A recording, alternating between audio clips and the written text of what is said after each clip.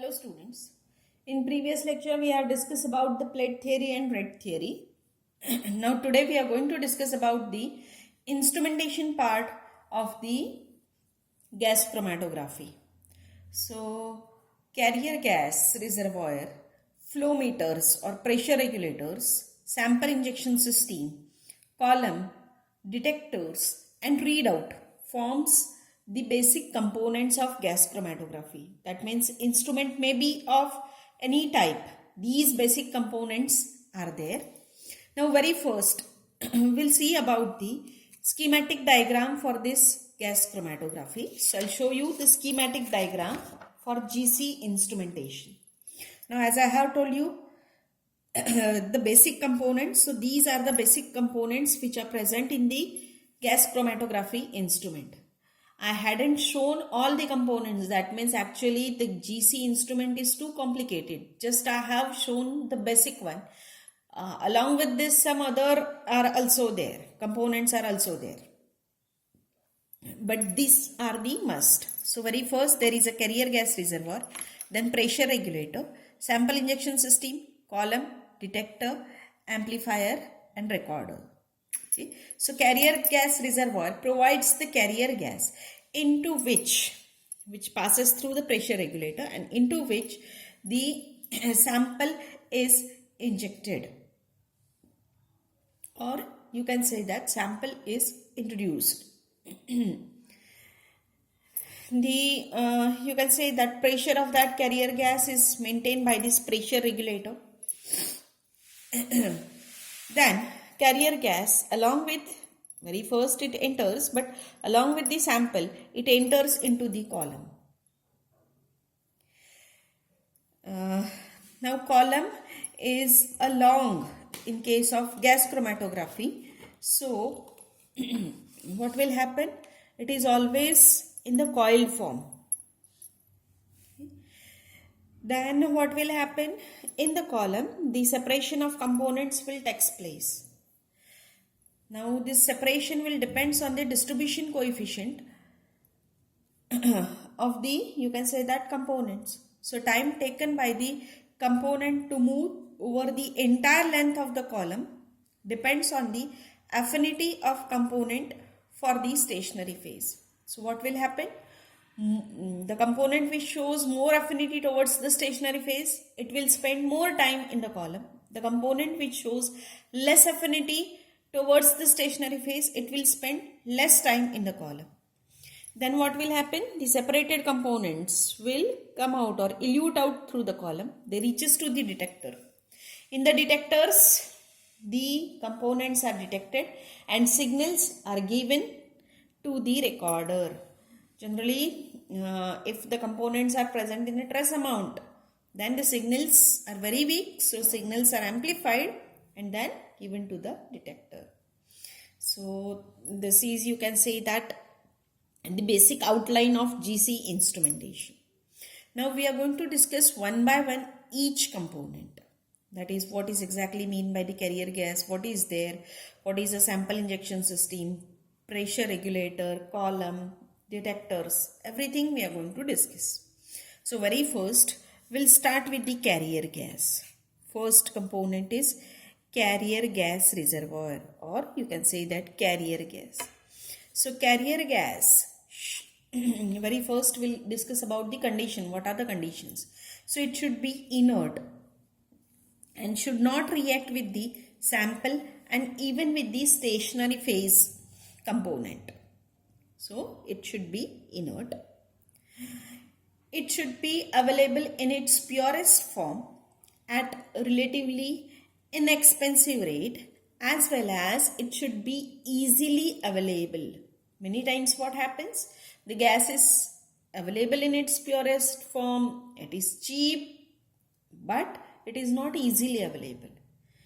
As in the GC, the mobile phase is very important, or carrier gas is very important. So it should be available in its purest form as well as easily available. Generally, nitrogen, argon, helium, hydrogen, etc. are used as a carrier gas in case of gas chromatography.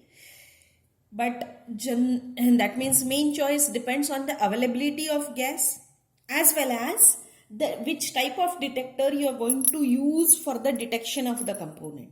So mainly it depends on the detector, because if you are going to use different type of detectors, then depending on the carrier gas is decided. Now flow of the carrier gas is maintained by using the pressure regulator, and it is maintained by the pressure difference between the inlet and outlet of the column. Now these pressure regulator valves, flow meters are the necessary equipments which are there in the pressure regulator. The pressure difference usually maintained is 10 to 15 pounds per square inch with the flow rate of 25 to 40 ml per minute. So such type of flow rate is always maintained when carrier gas passes through this system. Now next to carrier gas, already we have discussed in the carrier gas same pressure regulator. Next to this is sample injection system. Very important. Sample injection system. Sample injection system should deliver the proper size sample all at once. That is very important. Because what will happen, the oversized sample and slow delivered sample causes band broadening or causes the increase in the peak width. So as peak width increase, the error will increase. So always oversized and slow delivered sample is avoided.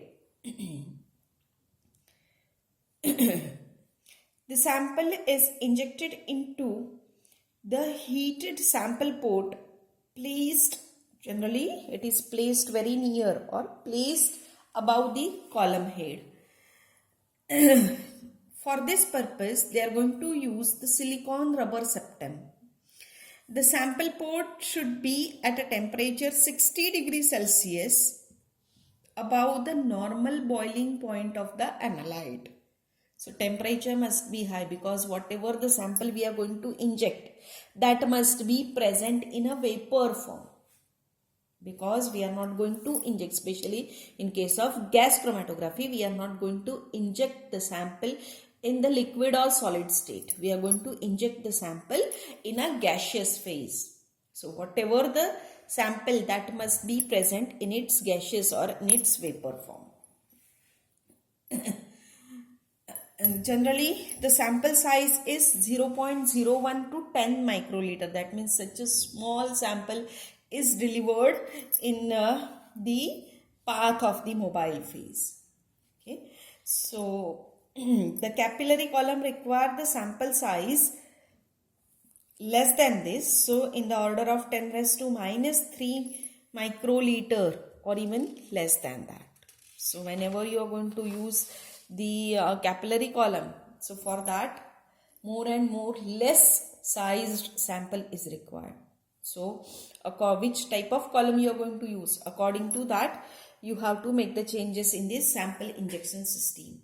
So for that purpose, generally the sample splitter is used, which is able to deliver or which is able to inject the very small portion or a very small amount of sample in the gaseous stream of the mobile phase or gaseous stream of the carrier gas.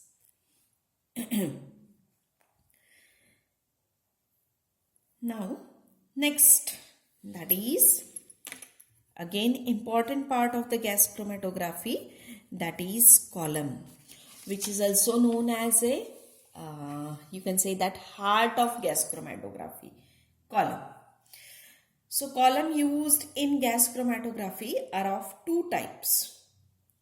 Okay, one is open tubular column, open tubular column, or also known as a capillary column. And second is the packed column. Second is packed column. So we are going to discuss both this. In open tubular column, the columns in which bore of the capillary is coated with very thin film of liquid. So you can imagine, suppose this is a column. Then this is a inner, you can say that, bore of the column. It is directly lined with the very thin layer of liquid. Okay, as we are going to discuss the GLC, that is gas liquid chromatography. So stationary phase is liquid. Or sometimes it is coated with a very thin film of solid. So just I'll use such type of line to show the solid. And on this solid, they are going to put a very thin film of liquid. Again, I'll repeat. In case of open tubular or capillary column, the columns bore of the column is coated with a very thin film of liquid or a very thin film of solid on which the liquid film is or liquid layer is impregnated. The length of the column varies from 10 to 100 meter. The inner diameter of the bore, that means this inner diameter of the bore, varies from 0.1 to 0.75 mm, that is millimeter. Okay. But this column suffers from the limitation of low capacity. So there are packed column also. Now in the packed column, the length varies from 2 to 20 meter. Okay. The inner diameter varies from 2 to 4 mm. Now in packed column, as name indicates, very first, such type of, you can say that, solid material is filled on which a thin film of liquid is impregnated. So this is a packed column. Generally, the columns are made up of stainless steel or Teflon. So in packed column, the finely divided solid material is filled in a column on which a thin film of liquid is impregnated. So in both cases, you can use a solid on which liquid is impregnated. Now both types of columns are made up of stainless metal or even glass or even Teflon, but nowadays generally the stainless steel column are preferred more. Even they are made up of aluminium or copper also. Now as I have told you that columns are length of the column is too high, that is in case of open tubular column the length is 10 to 100 meter, or in case of packed column the length is 10 to 20 meters. So such a long column you can't put in a straightened form because it will occupy much more space. So generally the columns are present in the coiled form. So diameter of the coil is maintained up to the 15 centimeter. And generally the columns are placed in a thermostat, or you can say that the columns are water jacketed so that you are able to maintain the temperature of the column. That means suppose if you want a higher temperature than the room temperature, then also you are able to maintain by using this thermostat. Or if you want to lower the temperature than that of room temperature, then too you can use this thermostat. So generally the columns are coiled and placed in a thermostat to maintain the temperature. Now ideal support used for the liquid should possess some conditions. That means here we are going to use the inert solid support. Here also we are going to use the inert solid support. So what are the conditions that we'll see first? So very first condition is that it should be chemically inert. It should possess the mechanical strength to withstand at high pressure, because we are going to use the high pressure in case of GC. It should have a large surface area. As the surface area is too large, then what will happen? You can say that the surface area provided by the liquid stationary phase will be also high, and due to that the separation will be more better, or efficiency of the column will be more better. So it should provide a large surface area. It should have a known pore size and it should be packed in the column. So you can say that these are the conditions which are used for choosing the solid inert solid support. Generally, the inert solid support preferred is diatomaceous earth, fire brick, and even kieselguhr is also used. Even you can use alumina or silica support also. Okay. Now next, some other conditions we are going to use for the liquid phase, that is a liquid stationary phase. So liquid stationary phase should be chemically inert. This is the first condition. It should have low or negligible vapor pressure. So boiling point of the liquid should be at least 200 degrees Celsius more than the maximum operating temperature used in the instrument.